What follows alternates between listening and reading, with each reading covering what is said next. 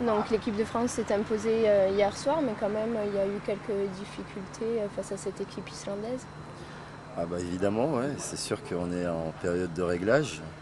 Il y a toujours des imprévus. On ne pensait pas que Didier ne jouerait pas, Daniel non plus. Donc on a évolué dans une configuration défensive un petit peu particulière, mais c'est quelque chose qui peut arriver au jeu, donc c'était intéressant pour ça.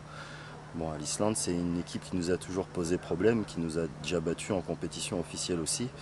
Donc c'est vrai qu'elle nous a fait déjouer avec un très bon Stefansson. C'est une équipe qui a des très bonnes individualités. Et nous, on a un petit peu pêché sur la finition et en défense, on s'est un petit peu fait trouver. Mais bon, voilà, ça reste des matchs de réglage. L'important, c'est de tout remettre à l'endroit au moment où ça sera important sur les matchs officiels au jeu.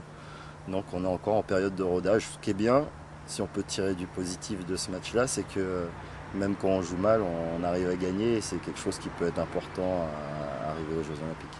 Et ça a été le cas face à l'Égypte et également face à l'Islande.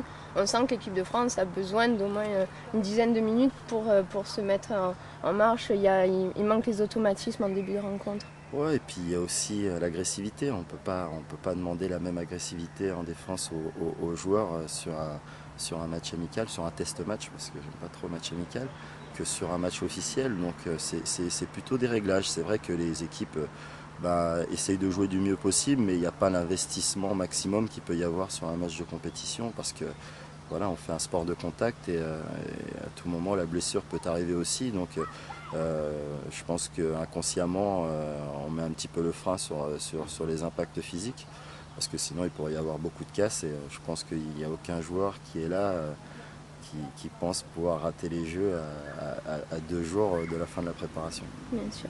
Et on a le sentiment que cette équipe de France est un peu comme une locomotive bleue, quoi. Dure au démarrage, mais une fois qu'elle est lancée, c'est parti.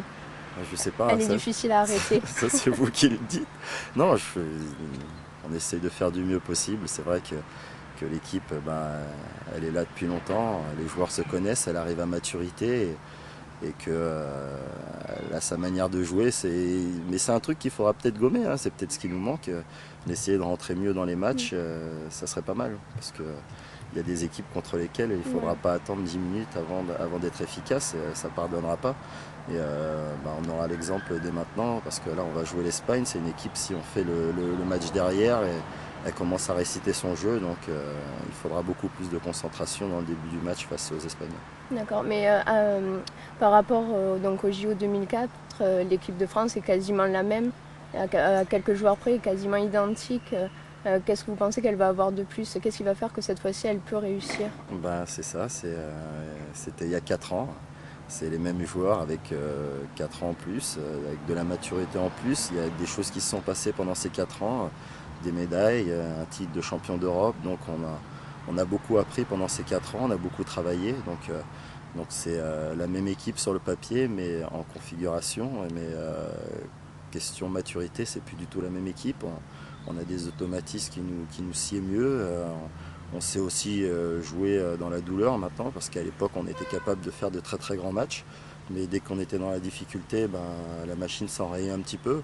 Aujourd'hui, comme on l'a dit tout à l'heure, cette équipe est capable de gagner même en jouant mal, et je pense que ça c'est un point important qui peut nous être utile lors des jeux qui vont arriver. Donc là, l'équipe, vous la sentez bien, vous visez quoi au JO? Ouais, il ne faut pas viser, je pense qu'il faut déjà, bon, c'est sûr, atteindre, on ne s'imagine pas ne pas être au quart de finale. Aujourd'hui, on travaille pour gagner un quart de finale.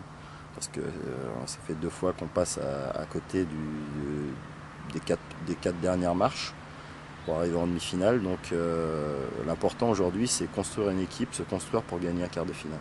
D'accord. Et sur un plan individuel, donc ça fait maintenant 11 ans que vous êtes en équipe de France. Déjà? Eh oui. Ouais, quand même. Il est temps d'arrêter. Et donc c'est l'apothéose de terminer par les JO. De toute manière, je pense qu'il n'y a pas plus belle manière de finir sa carrière que sur des Jeux Olympiques.